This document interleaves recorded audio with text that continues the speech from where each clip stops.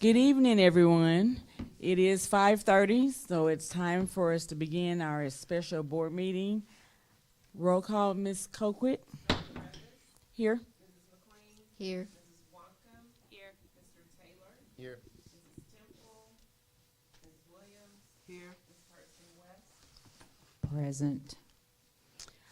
All righty, the next agenda item we have is executive closed session. Executive closed session per North Florida School District Policy 1.14A stating that private or closed discussions by the board may occur as part of a regular or special board meeting. Executive sessions may be held only for the purpose of considering employment, appointment, promotion, demotion, disciplining, or resignation of an employee, or to discuss matters of pupil punishment, if requested by the parent or legal guardian. No resolution, agreement, or motion considered in the executive session shall be legally binding unless the board reconvenes in public session and presents the item for vote of the membership. Finally, Arkansas Code Title 25, Chapter 19, Section 106, 2C1 states, the specific purpose of the executive session shall be announced in public before going into executive session. Please join me in the executive closed session for discussing the following matters: employment, appointment, promotion, demotion, disciplining, or resignation of an employee.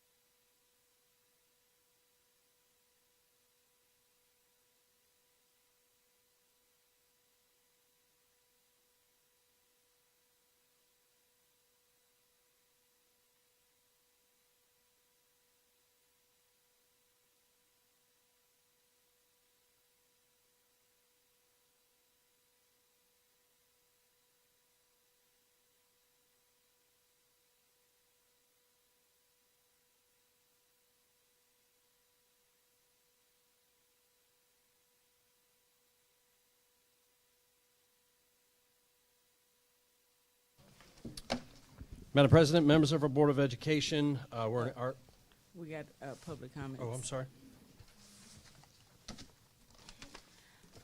All right. Citizens who desire to speak during public comments must sign in prior and will be called to the podium. Public comment is not a question and answer period, and as such, school board members and the superintendent do not respond to public comments during a meeting. Further, citizens will have no more than 3 minutes to speak, and per Arkansas Code 6-13-619, will not be allowed to make comments that shall prejudice the board of directors concerning student or personnel matters that could come before the board for disciplinary or employment considerations, or that is in conflict with other district policy or law. Do I have a timekeeper?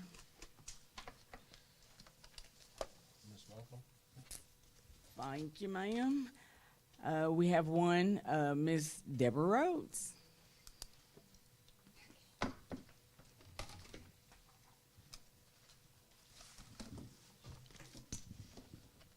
Good evening.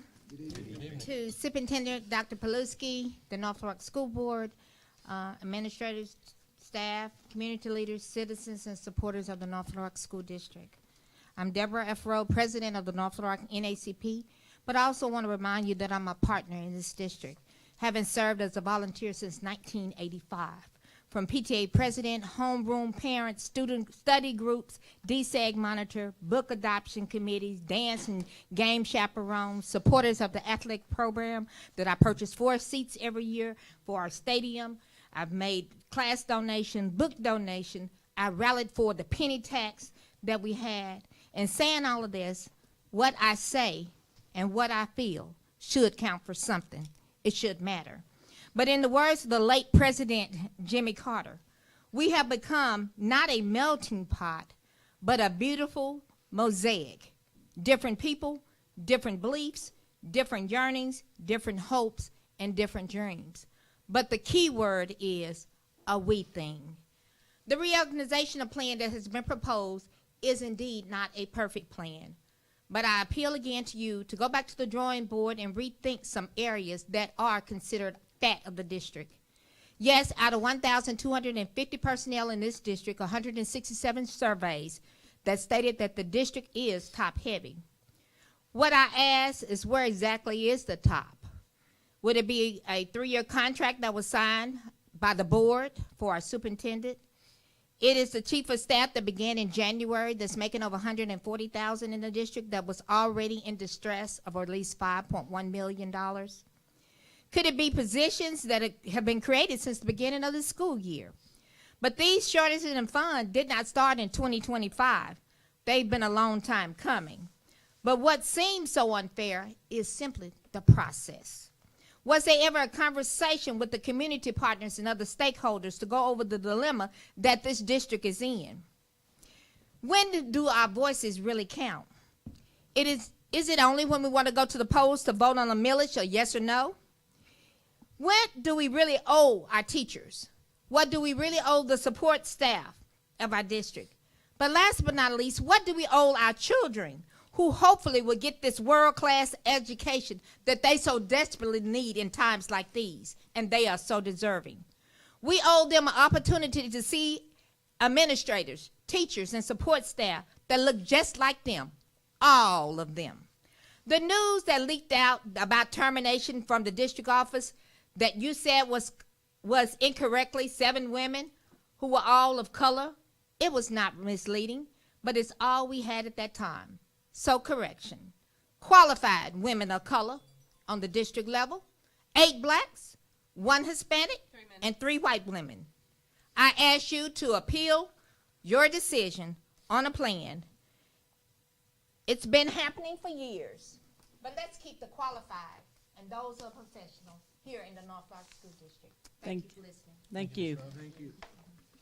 We're down to action items 5.1, employment of personnel. Madam President, members of our Board of Education, our first action item is 5.1, the employment of personnel. The superintendent recommends the employment of personnel as discussed in executive closed session. Madam President, Yes, ma'am. I move that we approve the recommendation of the superintendent as discussed in executive session and approve employment of personnel. Second. It has been properly moved in second that we approve the employment of personnel as discussed in closed session. There can be no discussion because it is about employment, so all those in favor say aye. Aye. Any opposed? It has been adopted. 5.2, Community Service Learning Partner Applications. Madam President, Yes, ma'am. I so move that we accept the City Hope Church and the ARAAP application for Community Service Learning Partner. Second. It has been properly moved in second that we accept the Community Service Learning Partner applications submitted. Is there any discussion? All those in favor say aye. Aye. Any opposed? It has been adopted. Is there a motion to move to go into workshop? Madam President, Yes, ma'am. I so move that we adjourn. Second. All those in favor say aye. Aye. Any opposed? We're into workshop. Madam President, members of our Board of Education, our first information item is the FY24 audit report, and I will have Mr. Brown and our auditing company come before and present with a high-level overview of our FY24 audit report. And just for point of clarification to our community as well as our board, we have to, by state law, have to go through a financial audit every single year.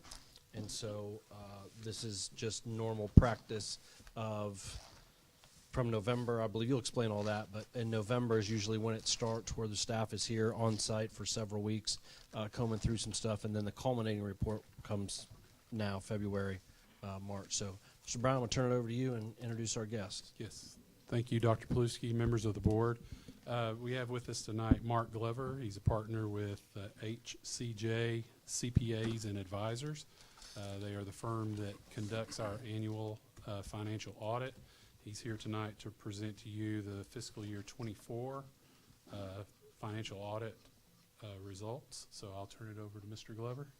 Thank you, Brian. I'd like to also thank the superintendent and board for having me tonight to go over the audit report and audit results. I like to mention to the board that we were on site, performed the audit. We asked many questions, requested many documents, many invoices, went through our audit procedures with the help of Mr. Brian Brown and Ms. Makisha Edwards, and they answered all of our questions, provided all the supporting documentation we requested, and were helpful and did not delay or prevent our audit testing procedures. So, as I mentioned, the staff was helping and allowed us to be here today to issue the report and go over it. We'll start off with the auditor's opinion. If you want to switch to the first page right after the table of contents. And we issued a unmodified opinion on the regulatory basis of accounting. That is a clean opinion. The regulatory basis of accounting is required by the state of Arkansas. So you'll see in the third paragraph, we issued an adverse opinion on U.S. GAAP. That's common because, like I said, regulatory basis is required by the state of Arkansas. And regulatory basis is something that's slightly different than GAAP. We'll go into that more in the footnotes. Let's flip to page 4. Page 4 is the balance sheet. You'll see the major funds going from left to right, starting with the general fund. Total fund balance at the bottom of the page for the general fund is $13.4 million. The majority of that is cash and cash equivalents of $8.7 million, and then the due from special revenue fund of $4.9 million. The special revenue fund at the bottom, you'll see total fund balance of just a little over $5 million. This is made up of your federal revenues and your food service funds. You'll see the majority of the $5 million is made up of cash and cash equivalents, then also due from or receivables from governments with regards to your federal programs. And then on the next column is other governmental funds column. This is mostly your capital projects fund of roughly $47.8 million in fund balance, and vast majority of this is made up of cash and cash equivalents of $47.6 million. And then lastly, the fiduciary fund column. That is money that's held by the district for various student groups. Let's flip to the next page, page 5. The statement of revenues, expenditures, and changes in fund balance. This is similar to a P&L statement for a nonprofit or a private business. You'll see the general fund column, total revenues of $100.7 million. That's compared to $93.7 million, or 7% increase compared to last year. The majority of the increase is related to you'll see the $43.7 million in property taxes. That's roughly $2.3 million increase from last year, mostly due to increase in property evaluations and collections for the district. Interest income of $2.7 million. That's roughly $1 million increase compared to last year due to increase in interest rates during the 24 fiscal year. And then you'll see state revenues of $52.7 million.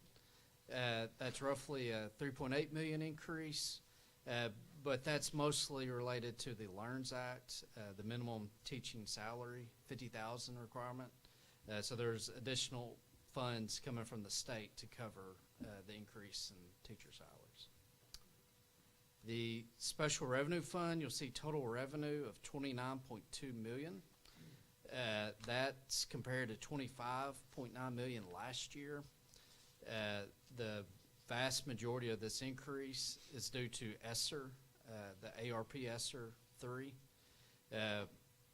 which, last year, fiscal year June 30, 2024, came to end. So therefore, this is kind of the last fiscal year for the ESSER funds. And as you scroll down to the expenditure section, you'll see the general fund, $81.5 million in total general fund expenditures. That's compared to $77.5 million last year. The increase is mostly due to, once again, the increase in salaries related to the LEARNS Act. Also increase in property insurance expense. Special revenue fund, $29.3 million. That kind of mirrors the special revenue amount. And then on the far right, the other governmental funds, $11.5 million in expenditures. Majority of that is the capital outlay, $6.3 million, in which during the fiscal year you had the HVAC system repair for the gymnasium. Then also we had a new admin support building that was purchased, and various repairs to make sure that building was up to code and ready to be utilized. Let's flip to page 7. This is the start of the footnotes. Note 1 is the summary of significant accounting policies. At the bottom of the page, page 7, you'll see a measurement, focus, and basis of accounting. As I previously mentioned, we issued on the regulatory base of accounting, which is a other comprehensive base of accounting, and is prescribed by the Arkansas Code and the Arkansas Legislature. Let's flip to the next page. The very first page, as I mentioned, the RBA, or the regulatory based accounting, is not in accordance with GAAP. And then the rest of the paragraph describes the differences between the RBA and GAAP. And then the next paragraph, the company financial statements are presented on the fund balance basis. And then the rest of the paragraph describes what the fund balance basis is. Let's flip to page 10. We're going to look at note 2 at the bottom of page 10. This footnote is a required footnote that lets the reader know that There's cash at the bank that was in excess of FDIC insurance. Roughly $64.5 million was in the bank in excess of the $500,000 insurance. However, this is to let the reader know that the bank in which this money's with has pledged collateral in the district's name, so therefore your funds are collateralized and safe. So if there's something would happen to that bank, your money's protected. Let's flip to the next page, page 11. We'll look at note 4, the commitments, starting with the construction commitments at June 30, 2024. There was a little bit left with regards to the high school gym HVAC project, roughly $165,000 construction commitment at year end. The next section outlines the various bonds, outstanding bonds and debt that the district has. You'll see that the district retired $1.1 million of bonds payable during the year, and the final outstanding balance at June 30, 2024 was $186 million. If you flip to the next page, at the top of page 12 is a summary of the upcoming debt service payments that will be due for the next 5 years, and then 5-year increments after that. So for instance, next year, total debt service that the district will pay is $5.3 million. 2026, that jumps up to $9.2 million, and then 2027, you're at $11.8 million. So that is future debt service payments coming due within the next, next 5 fiscal years. Let's flip to page 16.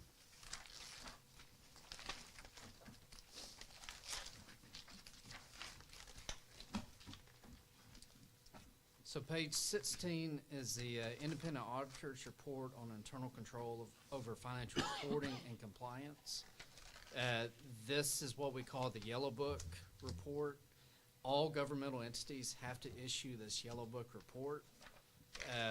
And I'm here to let the board know that we're issuing a unmodified clean opinion on this Yellow Book report. Let's flip to page 18.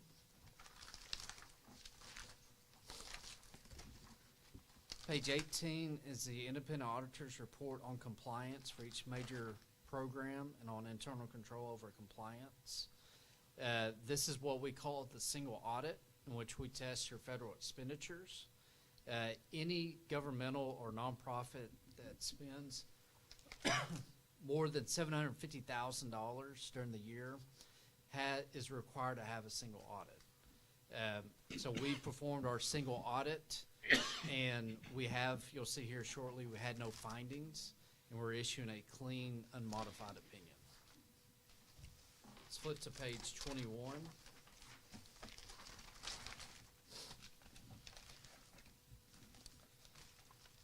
Page 21 is the schedule of expenditures of federal awards, your CFA, and this is with regards to our single audit testing that we just went over. You'll see total federal expenditures was $28.1 million for the year. We tested 2 programs based on our risk assessment. We tested child nutrition, and then we also tested ESSER.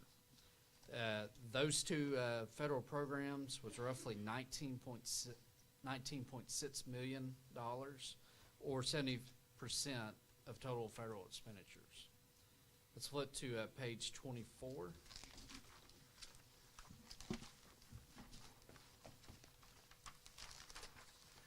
So page 24 is the schedule of findings and question costs with regards to our single audit testing, our federal awards testing.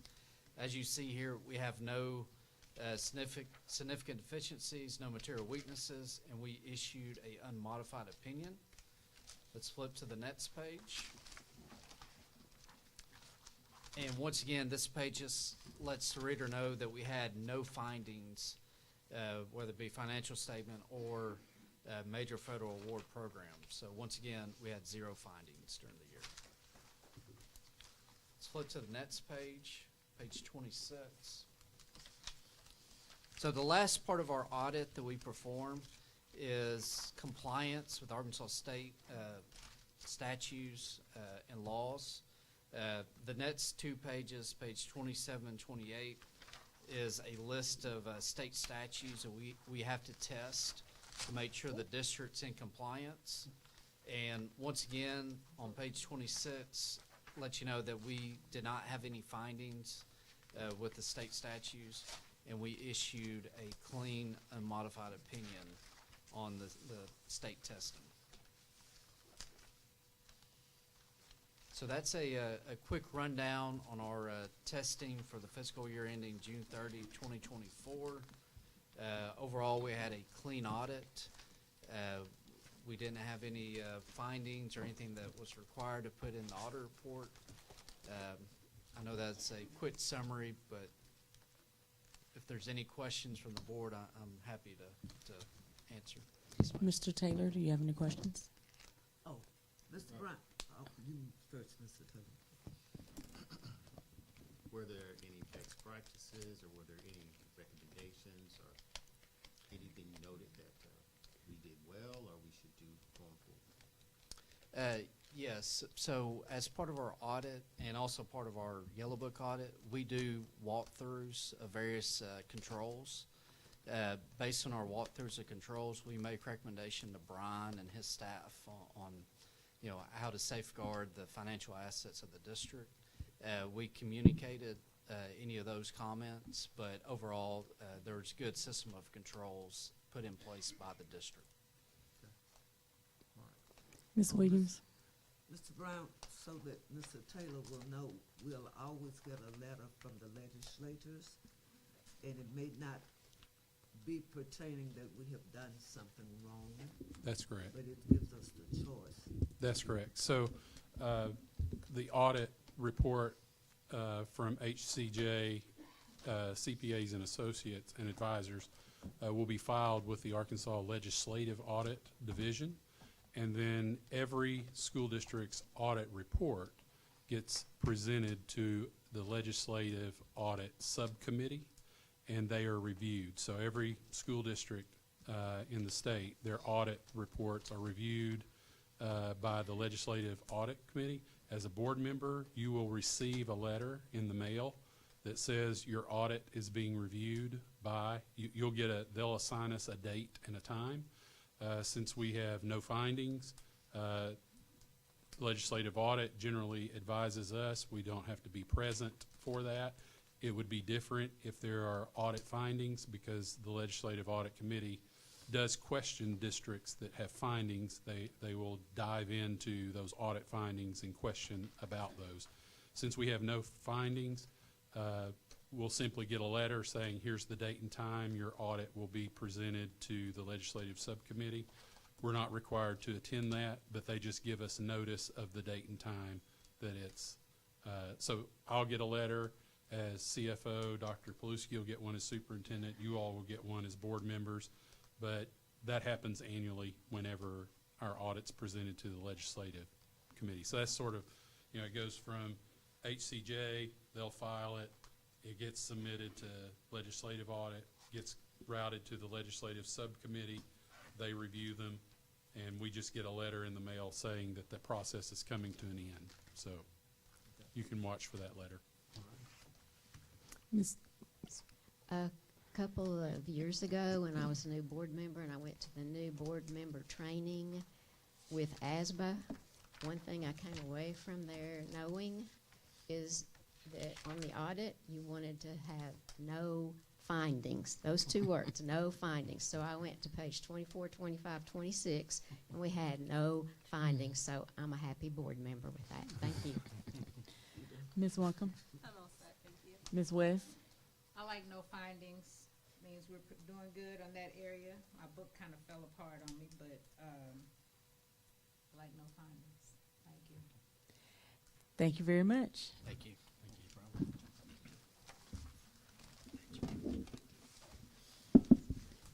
Technology equipment. So Mr. Riddle's doing double duty tonight, so he's on his way to talk about our 25 technology equipment with Ms. Hampton.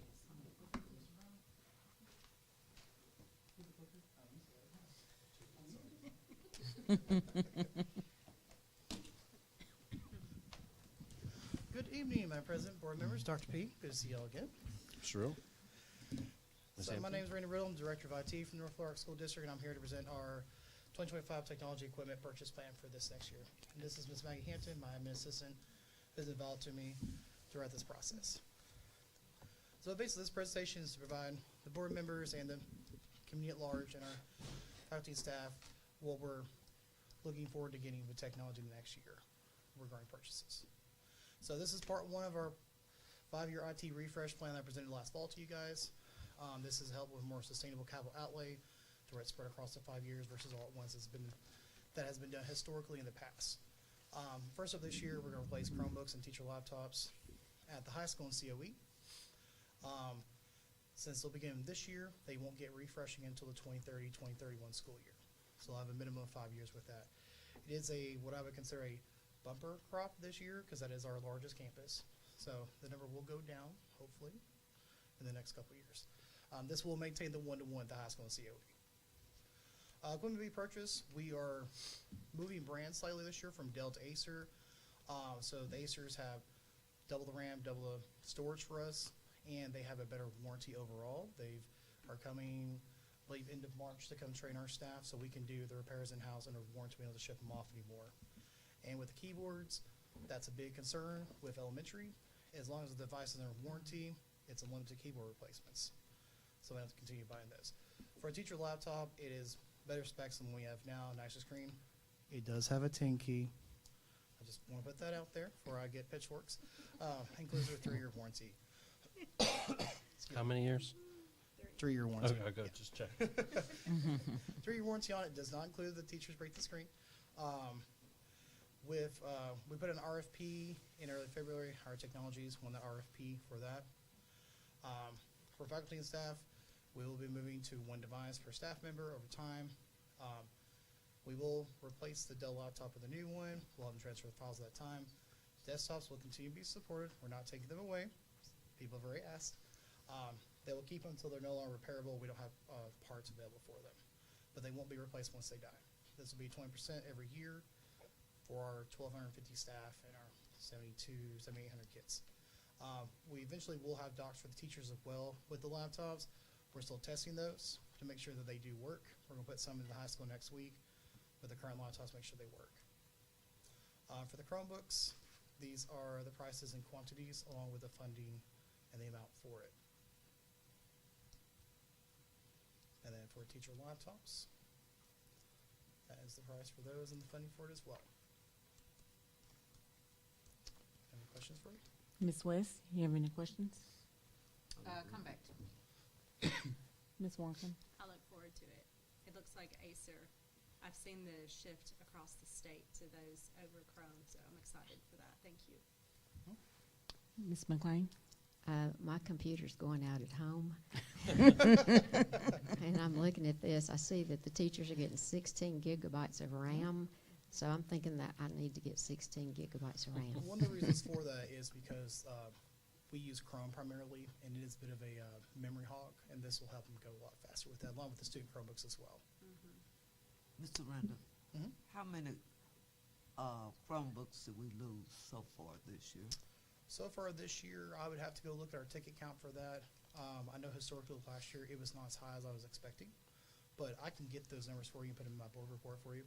Oh, we had the warranty worn out on these now that you're replacing. I see it's just a small amount here. Yes, on the majority of the Chromebooks we have in the district, the warranty has expired. Historically, we've got what's called the accidental damage protection plan with them, which if they break a screen, it's no cost to us to replace it. With that, though, from what I have noticed in my almost year in this position, it is not worth the amount of money we pay for that ADP protection.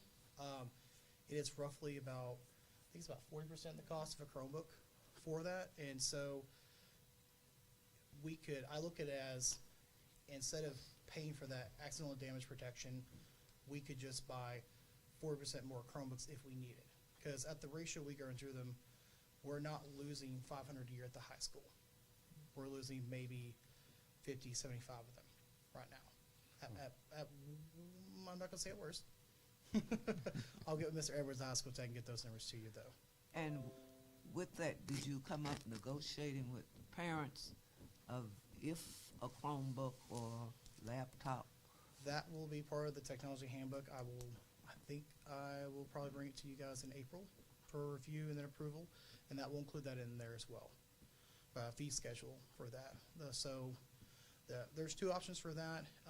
We can either go with they can pay in like a $20 fee per year. It'll cover the first accidental breakage, or we can just go to a flat fee schedule for the first offense if it's accidental. It's like $10, and the second time they have to pay for the full price of the part. Okay, Ms. Touchstone's daughter, I know your name. The notes you're taking, what is referring to? I'm just writing what you're asking so we can make sure we get you the answers you need. Okay, thank you. Mr. Taylor? I don't have any questions. Ms. West? Yes. Now I remember. So you did touch on the agreement as it relates to the laptop Chromebooks that you were going to bring that back in April. Mm-hmm. Yes, Okay, for the because new- I really, we definitely, of course, need that. But I was also wondering, too, as far as whatever can be refurbished, are we trickling that down to like Yes. The Chromebooks. smaller, Mm. younger elementary kids? Yes, where we can, we will. When we replace the Chromebooks at the high school, we're going to pull all those Dells out, and that will be our stock resupply for the next 4 years until they get refreshed that building. And so eventually we will have a large reserve supply of those Dells, but with them, they only have a certain lifespan for the update policy. And by the time we complete this first initial refresh of these over these 5 years, they will be getting towards the end of their life. So you can kind of look at it this way. If we don't replace 20% every year, we'll have to buy new Chromebooks for everyone in 1 year. And so that's what we're trying to prevent now. So they're not going to go to waste. We're going to be good stewards of the money and make sure we get most we can out of them. Because as we get broken ones in, they're unrepairable. There's parts from them we can pull to use elsewhere. And then my second part of the question would be as far as what we deem we can't use or not going to use, can that be kind of like we do like our buses and like surplus that out? Or you know how sometimes corporations will have like that, what is it called, like a community sale or whatever, where people can buy like old laptops or whatever? Typically, yes. Or we just kind of wipe them and trash them? How does that work? We recycle them. We work for a recycling company right now that wipes the data on them and recycles them for us. A lot of times when we deem a device beyond repair, it is beyond repair because they'll have broken screen, bad battery, motherboard, and it's more or less a paperweight at that point. So, but then normally with those, if we historically, and this is from my experience in a previous district, when you sell things to the community, like you do auction stuff like that, if something goes wrong with it, then they want us to fix it. Gotcha. Okay. And it so becomes you more of a run into gray area liability. there. Okay, that makes sense. All right, thank you. That's all I had. Thank you, Maggie. Good Thank seeing you. Thank you. Great report. Thank you. Good job, Thank you, Cheryl. Maggie. Mitch Touchstone's daughter. 2023-2024 growth data. So, Madam President, members of our Board of Education, we'll welcome Dr. Brick Reynolds, our Coordinator of Innovative Virtual Learning, and is also in charge of all of our data throughout the system. So from the presentation the other night, you only saw a small snippet in that reorganization where it talks about student growth. Dr. Reynolds is going to provide the whole overview so you have a little bit more of a deeper dive into it. Welcome, Dr. Reynolds. Thank you. Good evening, school board member, Dr. Pelosi. Thank you all for giving me the opportunity to share our data. This is just a piece of what's going to eventually be our letter grades. So it's just what they've released to us so far. We will get a letter grade in April. I'm just going to say April. So maybe I thought it was going to be March. No, they've moved it. April. Okay. April it is. All right, so the purpose of this presentation is to review the growth data for the 23-24 school year. These first couple of slides are straight from the DESE presentations. So why are we measuring growth and achievement?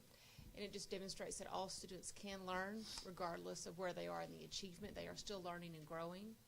And it also, the value-added growth model lets us use prior history to control factors that we aren't able to control, such as that demographic of our student population. So it's a longitudinal growth. This is the model that they're using, and so you can kind of see where they've started and where they come from. So where all those scores are coming from to develop this one big score. So there's the ELA math histories, and then here's our science and biology. So you can see where each cohort is getting the scores from to develop that growth score.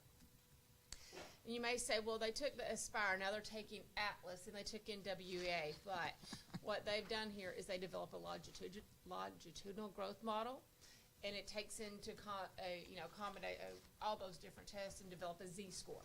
And that just kind of levels the playing field and kind of makes everything apples to apples. So they're using these student value-added growth scores based on their ELA, math, science, and then the English language students. And they have an individualized starting point based on where they are and what kind of a slope they should be growing. So depending on where that, and that's what we go back from that previous slide when they talk about, it kind of levels the playing field based on the demographic piece. Okay, so what is this used for and what is it not intended for? So it helps us understand how they're achieving. We can identify those patterns. We can look at trends. And we can use this as an additional data point when making some decisions. It's not the only data point. It's just another data point they give us. What it's not intended to do is to notice if a student's mastered or achieved a skill. It's just a growth, not that they've mastered or achieved it. It should not be the only data source we use when we think about retention or how well a student's doing. And more data points would be needed to make those kind of decisions. So this is just one piece of the pie. All right, so this is our district overview. I have a link to a report, and when you have time to look at it, it shows every school in our district. So I'm going to go over the district overview, explain it, so when you have time to go look at each individual school, it's all the same, and it's the same model throughout the whole report. So, good things. We have, as a district, we had positive growth in science and geometry. So there's our positive. We also had positive growth in our level 2 through 4 students. If you remember the way this test comes out, it says you're a level 1, 2, 3, or 4. And so just kind of a reminder, all of our overall level 2 through 4 students show growth. And we had a positive growth overall for our EL students, which you're going to see shortly in the presentation. And then we're going to go down. Level 1 students had a negative growth. And I don't know why that's repeated itself. I don't know what happened there, so excuse me. So it says it's repeating what I did, so forgive me. Maybe I went a little, I'm just reiterating myself. All right, so excuse me about that. District overview. So this is kind of where if you want to look through the whole report, it shows how everything works. So as you can see, this is where I pulled that science and geometry. There's a circle with a green circle with a plus sign. So that shows what kind of growth we had. And then you see in math, biology, algebra, ELA, the red circle with the negative sign. So let me remind you of a couple of things why you're seeing different subjects there for math. Math, what you're looking here is for grades 3 through 8. Biology is for our 10th grade students or 9th grade students that took biology as an elevated level. Algebra would be our 7th grade students, our 8th grade, 9th grade, 10th grade, depending on who took algebra that year. ELA is grades 3 through 10. Science is 3-8, and geometry, again, is primarily 10th grade students or 9th grade students or 8th grade students that took it advanced. So that's why you're seeing those different breakdowns, because that's how they do it. All right, so as we look here, kind of what I mentioned before. In algebra, we had positive growth for level 2 through 3 students. Level 1 students did not grow. And this is going to be a trend, which we mentioned before, that we can see from this data. Same thing with biology. Level 1 students did not grow. Level 2, 3, 4 did grow. The ELA, same situation here. Geometry, same situation. Math, again, that's grades 3 through 8. And science, grades 3 through 8. Okay? Now, This is broken down by our demographic area. So our African American students, again, you can see, and it doesn't say, but those numbers you see next to all grades, that's the number of students that took the test. Okay? So for our African American population, the only area that grew in was that geometry. For our white students, the only area they grew in was ELA and science. For the EL students, like I said before, here's our big shining moment. We have positive growth in all areas. And so that's why you saw that at the beginning. That's our positive point for our district.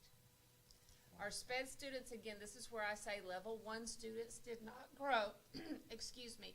You see a red negative down by all of those students. Okay?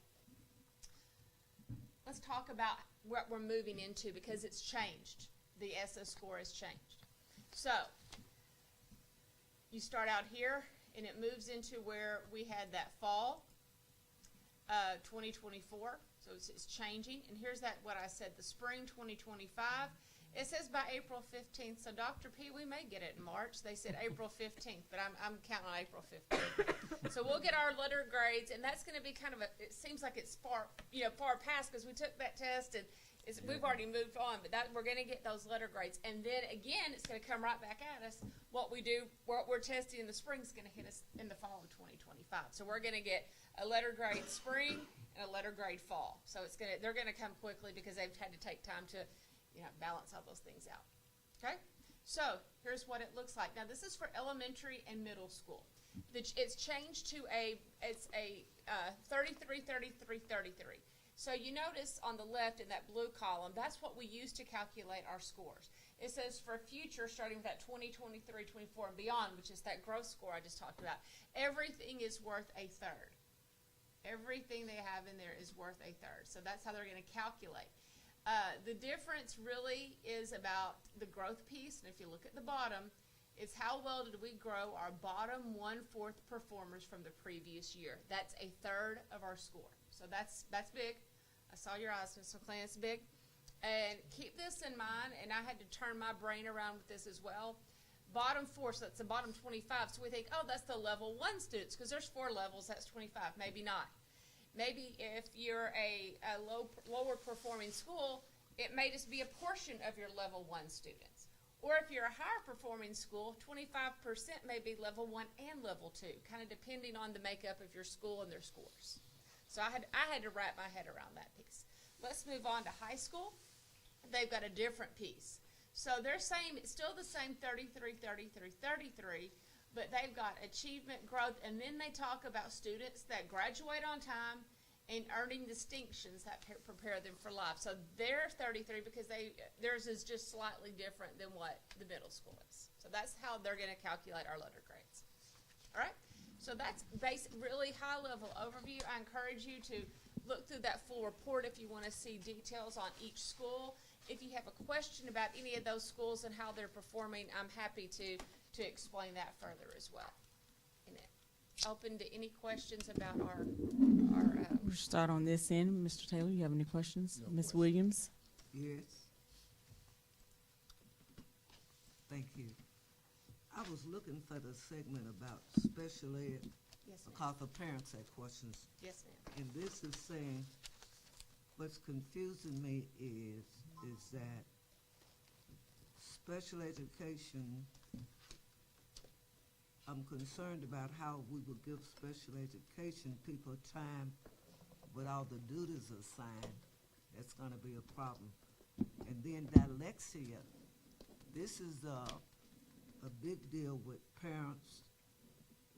What's gonna happen, because you do realize, and even in 504, you know, it's hard for teachers even to want that, but when we look at it in that we receive no funding for 504s, and when things happen, we're responsible. And what you give in your profound report, that we said that like our reading scores are 24% down, and I ask you a question, was there any improvement for last year? Because it's something that we as a board really, I know we're talking about cutting dyslexia positions, but then this is a big thing that parents are talking about. And if they're part of this presentation, we need to, as a board, we need to address these issues. And then, and I'm really concerned about, our biggest headaches sometimes come from the 504s because teachers they don't even want to do it. That was the last thing. But when you're talking about we're trying to improve, how can we improve? Was there any growth? There is growth. I mean, you know, we did have growth. And when you break it down by school, you're really going to see a great improvement. Some schools, I can think of off the top of my head, I think Ridge Road had some really nice growth pieces in there. And Boone Park had some good ones. You know, we did have some growth, especially some of our lower performing schools. The Center of Excellence received a cash award for their growth. So there are some really positive pieces in this. You know, there are some pieces that don't look as nice, but I mean, I'm just looking here at that EL piece, and the fact that we're growing our EL learners like that over across all categories, all grades, it's an overall positive growth. That's something I think we should really be proud of. Well, I was just concerned about this, showing that we're trying to cut positions, but for us to move forward, we have got to face reality of the needs. And one thing about it, I care about regular students, but I also care about our special needs students. Sure. That what they need to do, they have a separate test from regular students. Do they? No. Some parent asked Right. that. There's I'm only asking the, you. and tell me if I'm saying this right, most significantly, there are some students that take an alternate assessment, the dynamic learning maps. Okay. But it is a very small percentage of our special education population that takes that. And correct me if I say anything wrong, the majority of our special education students take this Atlas exam. Correct. And so with that thought in mind, the only thing that I'm saying is that I do not feel comfortable about losing 504 because that's where our lawsuits come in. I do not feel comfortable about special ed being able to deal with dyslexia when there's needed. That's being cut. And we have had this issue with parents, and it's a right, it's their concern. But we as a board need to think positive on all aspects of it, our regular, special needs, because this is basically the department that we get sued in, and I don't want us to be sued. Thank you. Thank you. Good as always. Oh, thank you. Thank you. I just look forward to Dr. P's wall where we're going to have a lot of sheets. He may have to come out here and put them all around here with all these formulas and things. I know that that'll be happening with him, and we'll be looking at it too, and he'll be explaining that. But it's going to be interesting to see how we're in a totally new vehicle now with the Atlas And test. I really hope to have the opportunity to come back in April once those letter grades are out to break it all down for you even further and show you how everything's figured out. Well, I looked at the individual school scores, and it's very interesting. And you're right, there's some of these schools that had a lot of growth in areas of it. So, thank you. Yeah, sure, absolutely. You just like your mom, girl. Ms. Wonkum, I'm all set. Thank you. Ms. West. I thought about something that Natalie said the other night that was real profound, as far as we have to really make sure that our parents know that it is very important that you have to do that due diligence at home, because it all starts at home. And I know that times are different from when I lived at home with a teacher mom that made us adhere to a certain amount of reading and practicing your spelling words and practicing math quizzes because she just brought the stuff home with her. So I didn't understand and I didn't like it then, but I love it that I know that stuff now and I have that foundation. So it is important that our parents know that we have to have them almost kind of as an arm or an extension of the smart board at home.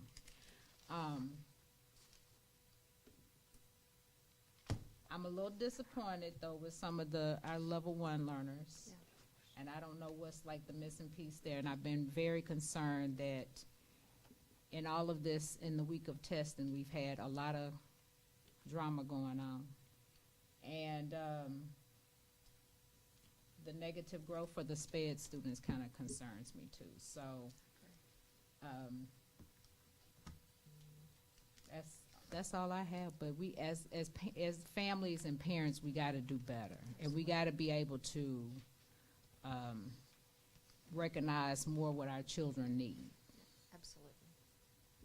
Ms. McLean, you had I just another want to question? say, I agree with you on that, families and parents, that we need that, and that's that's a focus in the new plan on the Yeah, I read wraparound it. services, and I love I hope we that. have enough to wrap around, 'cause Okay. Any other questions? Okay.